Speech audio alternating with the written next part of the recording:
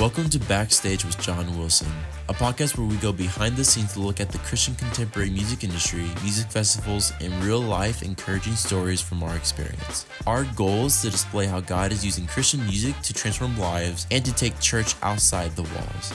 For more info about Light the Way Ministry, go to lightthewayministry.com. And with that, here's this week's episode. Welcome to today's show, Backstage with John Wilson. I'm your host, John, and I've got probably a very familiar face that you're looking at right now on the screen. Great friend, an amazing musician, legend in himself, Mr. Steven Curtis Chapman. Welcome to the show, my friend. Hey, everybody. Thank you. Thanks, John. It is great to be with you. Thanks for having me, and great to get to chat with you for a few minutes. Oh, it is so great to have you on. And I mean, you have got so much going on. You've had so much go on for years, and it's just like, it's not letting up, it seems like, in your life. You're always writing amazing songs. You're always touring. You're doing so many different things. What is that like for you in your career right now, where you're at? Because I think we mentioned prior to this recording that your first record and album was released in 1987, and Yes, we're 2024 right now. I'm like, and it's been nonstop. Talk a little bit about your journey in general, from start to finish. When you go back and think about what God has done, maybe talk a little bit about that. yeah. Well, yeah, it's been an amazing journey, as I said, and as you said, 1987, my first album came out, and I always like to tell people I was about 10 years old at the time, which is a lie, but it's been a long time ago, and I had started out as a songwriter for other artists, actually, artists like the Imperials, if you remember those guys, if you were around back in those days, or Sandy Patty. Glenn Campbell, who's one of my all-time favorite singers in the world, actually recorded a couple of songs of mine, but which was just mind-blowing to me. And I really thought maybe I was going to be a songwriter for other people, but I had these songs that I really hoped I could share with people myself, with no idea that it would be something on a large scale. I just really thought, man, if I can just make an album and do some concerts at churches and the fellowship hall, that would be awesome. And that's where it started back in 1987, with my wife as my my booking agent and my manager and my sound man woman, who would sit at the back, and kind of, turn the voice up or down or whatever, and start my backing tracks on cassette tape when I use those to sing along to. And so never imagined this great adventure that I've been on now for 37 years, I guess. And I was telling you before we started, the amazing thing, and I know we're part of why we're talking, is I'm coming to your area to get to do a Christmas concert.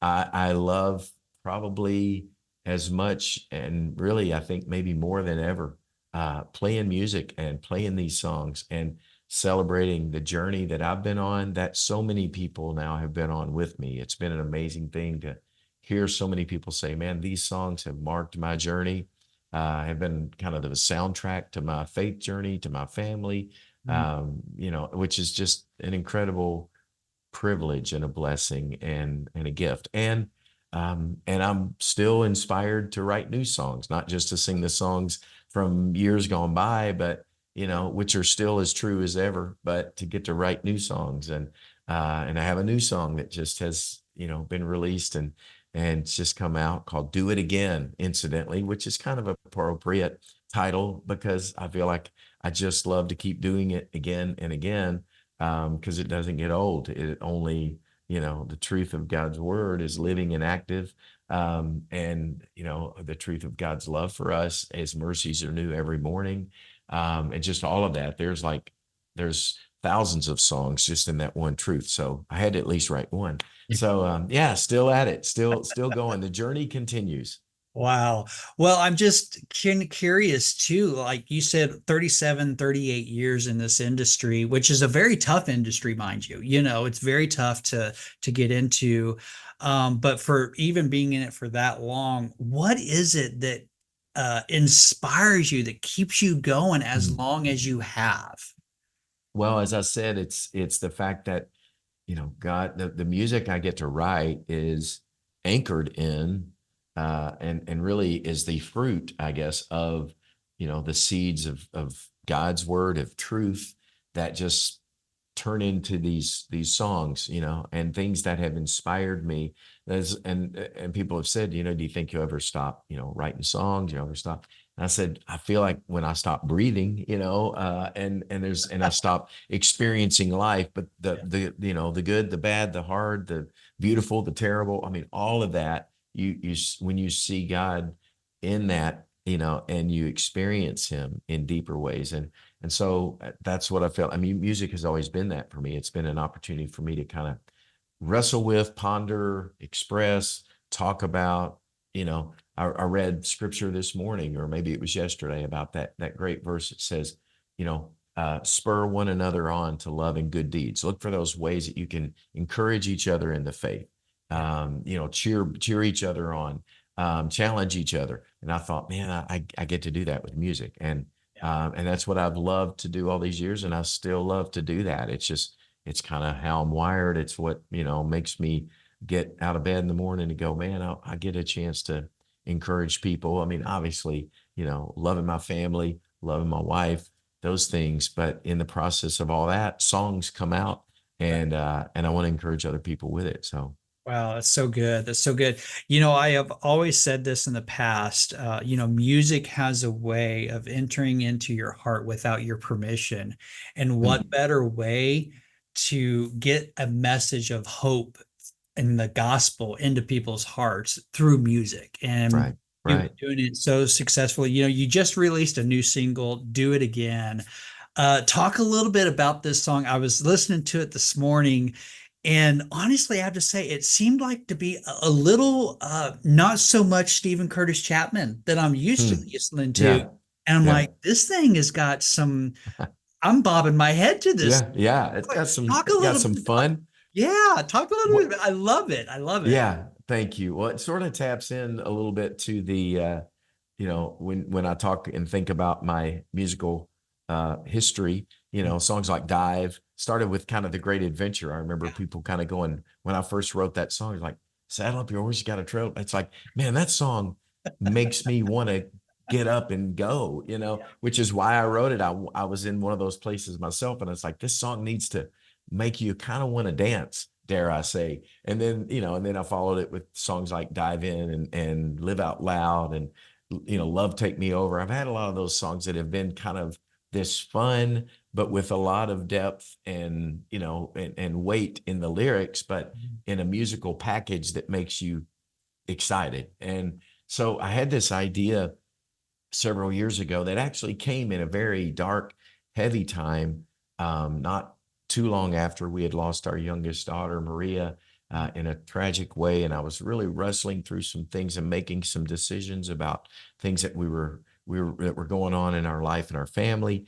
And a friend and I were talking, and something I said prompted him to share with me a quote from a book was reading, or a book he loved, by G.K. Chesterton, the book Orthodoxy. And there was a quote in there about how God never gets tired of doing things over and over and over again that show us His love for us and His grace and His goodness.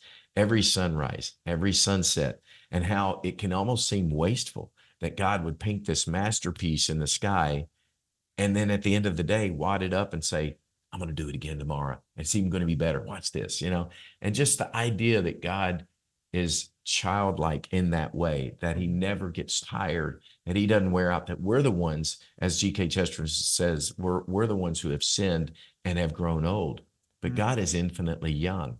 You just don't think of God in those terms. What I love about guys like Chesterton and C.S. Lewis, that sort of bring this imagination, to sort of spur our imagination on to think of God in ways that we don't necessarily think of Him in. And man, that was so cool and so encouraging for me in that moment, to think of God in that way, that His mercies are new every morning, that every morning He's saying, do it again. I'm going to do it again. Watch this, And I thought, man, that is a song I've got to write. So I finally wrote the song. And as I was writing it, I thought, man, I would love to get my sons to help me, because my boys who played in my band for 5 years, toured with me before they got too cool. I wasn't cool enough to be in their band anymore. So they went and formed a band called Colony House, which is one of the coolest bands in the world Absolutely. now to me, an alternative rock band in the mainstream, but with their faith still very much intact. And I said, can you guys help me write this song? And then we started writing, and I said, can you guys help me produce this song? Let's Uh, go in the studio. So they played on it. Will's playing drums, Caleb's playing guitar, all the guitars on it. And what's really cool is the other guy who shared that quote with me from G.K. Chesterton. His name is Ben Shive. He's produced a lot of the Colony House music and is a brilliant songwriter. And he also then helped me produce the song along with Brent Milligan, who's produced my last 4 or 5 albums. So I brought the dream team together after me and my sons wrote it and produced the song. And yeah, it is very, it feels, people, it's fun. People have said, man, I kind of hear like the dive in, great yeah. adventure sort of fun, SCC, but also it's got this kind of nostalgia, but it's got this new thing too, which is my boys bringing that to it for sure, because they're way cooler, as I said, than I am. So it was very, very fun. Well, it Very just cool. goes to show the different generations how they can come together and work and create something that's so beautiful like that song. I mean, it's really amazing. Again, like I said, I listened to it this morning at least a couple times, and I'm just like, okay, why haven't I not heard about this before? So Thank you. it's amazing. I got to talk about this too. I know I want to get to the Christmas show that we're Mhm. looking forward to on December 15th here in Nixa at the Aetos Center. But I've gotta talk about this. This is such a after 37 years, this has got to be the highlight of your career when just a few days ago you were asked to be a member of the Grand Ole Opry. What by Ricky Staggs. I've met him. He's an amazing guy. He's been around for Great brother. Yeah. years. And to even have him be the one to ask, that what a you've got to share with me maybe what were you thinking? Or what was it really a surprise, or were you generally Yeah. surprised, or did you already Yeah. know about it? I mean, talk a little bit about that. So here's the quick history before we, Okay. run out of our time. I got to go fast, but uh, as a boy growing up in Kentucky, my dad was a huge fan of the Grand Ole Opry. I first heard about it from my dad. He had a buddy who played on the Grand Ole Opry and played with Lester Flatt and Earl Scruggs, who were historically some of the old greats of the Opry history. And when the weather was just right in Paducah, Kentucky, where I grew up about 2.5 hours away from Nashville, Mhm. you could pick up the Grand Ole Opry on WSM radio. And I remember riding in the car with my dad and him making me and my brother be quiet so we could hear the Grand Ole Opry coming through the static on the radio. So even as a boy, I just kind of had this reverence and this sense of awe about the Grand Ole Opry. So then a few years later, I'm graduate from high school.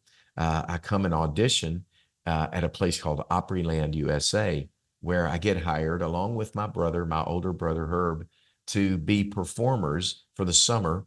Right outside of the Grand Ole Opry, there was an amusement park. It's not there any longer, called Opryland, USA. That was had some rides and roller coasters, but it was known for its live music, and particularly the country music. Mhm. So I was in a country music show where we would dress up and perform in character as the Grand Ole Opry stars. So I knew that even further, sort of uh, grew my knowledge and appreciation for the Grand Ole Opry. And at 19, I was invited to come and perform on a Saturday matinee. They used to have Saturday matinees of the Grand Ole Opry, and I was invited out on stage by Roy Acuff, who is the king of, the Opry, and to come out and sing. And I walked out on stage. I sang George Jones' song, "He Stopped Loving Her Today." That was a big song I sang in my show in the park. Wow. And I forgot the words. There's that story that won't go into that, but forgot the words, stopped for a minute. The band kept playing. And then I remember the words. I got back on my horse, but it was terrifying. I thought, that's probably the end of my career. You don't forget the words on the Grand Ole Opry to like He Stopped Loving Her Today. Everybody knows that song. And so I've always had that memory of the Opry, and then I would get to perform several more times after that, and then started my career. And on occasion, I would get to go sing on the Grand Ole Opry, and it was always just one of the most, the biggest moments, one of the coolest things I ever got to do, because it had so much significance to my father, who's still alive. My dad's dream was to someday be on the Grand Ole Opry. So several years ago, I got to bring my dad out to sing with me and Ricky Skaggs on the Grand Ole Opry. He's 85 now. I think he was about 80 at the time. He's still a great singer, great guitar player. And so that was a huge moment for me. And so there had been conversation over the last couple of years about, man, if you keep doing this, because it really is about just becoming a part of the family, repetition, coming back over and over again, that then eventually they say, man, this guy is part of the family. Let's induct him into the Grand Ole Opry family. But no Christian artist really had been, the Isaacs, who are more on the Southern gospel, bluegrass side of things, have been inducted. But other than that, no really Christian artist. And so that had been mentioned that someday this might happen. But I had no idea that night Ricky was going to say that and do that, until the moment when he said, hey, let's take a picture, because you're going to be the next member of the Grand Ole Opry, if you want to be, he said, of course. And I was like, are you kidding? So it was total surprise. I was blown away. My wife was there. She almost didn't come. She doesn't come every time I play the Opry, because I do it quite a bit. And she was there, standing in the wings, and watched it all happen. And there really aren't enough words. I'm just blown away. I was that night. I still am. And I've told everybody it's another one of the taste and see the Lord is good moments for me. I mean, I got to taste just some really sweetness that I felt like was a real gift from the Lord. This just goes to say, it goes back to your new single, Do It Again. It goes Yeah. to show that as being obedient to following God's will, he blesses you and keeps blessing you. And as you keep going, he keeps going. And he did it again for you That's in really this cool. instance, Yeah. so what an amazing thing. So, there's some fun facts I wanted to mention, that I was doing some history, and I want the viewers to know, like, you have 59 GMA Dove Awards. You have 5 Grammy Awards. You have 50 number one singles. You've sold more than 16 million albums, and you have 10 of which that went gold or platinum. I mean, just to think about that, uh, that's crazy. Yeah, I it mean, really is. It is. Only God could write a story like that. Certainly not a hillbilly from Paducah, Kentucky. But only God could come up with something that crazy and that good. Well, it is amazing, and it's an honor. And like I said, we've got Steven Curtis Chapman coming to the Aetos Center here in Nixa, Missouri on December 15th. I've not experienced your acoustic Christmas show. And I'm sure others haven't either. What is it, something that we can expect to experience during that night? Well, I love Christmas music. I love the music of Christmas. I mean, I have several Christmas albums now that I've made over the years, just because it's some of my favorite music. And my first one was actually called The Music of Christmas. And I love the nostalgia of it. I love how it makes us feel. I love the memories it stirs for all of us. But obviously, at the heart and soul, I just love that we every year, again and again and again, get to celebrate that God is with us, that Yeah. he really did come, and word became flesh and still is with us, and dwelling with us, and living with us and in us. And so that, to have the opportunity to celebrate that with my friends, I love doing that. The acoustic Christmas we started a few years ago. I love, the acoustic music. I've got some amazing musicians, guys who've, played for many years with guys like Ricky Skaggs, and those great musicians that play fiddle and banjo and guitar and piano, and kind of, we just, between 3 or 4 guys on stage, we kind of play about 7 or 8 different instruments and create a lot of music that feels very Christmassy to me. And so, yeah, it's a sweet night of memories and, Christmas music, and everybody sings Christmas songs. You got to sing them together. Yeah. And it's because we're celebrating together. So, yeah, I'm excited. I love that I get to do this tour again. So look forward to being with you guys for that.